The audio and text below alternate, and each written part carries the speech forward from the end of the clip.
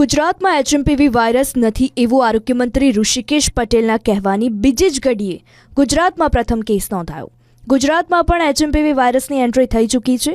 આ સાથે દેશમાં આ વાયરસના કુલ 3 કેસ થયા છે। બેંગલુરુમાં આજે 2 કેસ નોંધાયા અને ત્રીજો કેસ ગુજરાતના અમદાવાદમાં નોંધાયો। 2 મહિનાનું બાળક એચએમપીવીથી સંક્રમિત થયું હોવાનું સામે આવ્યું છે।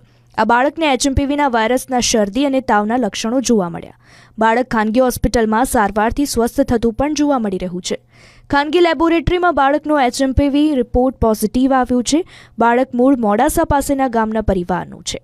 બાળકની તબિયત બગડતા તેને અમદાવાદ લાવવામાં આવ્યો હતો।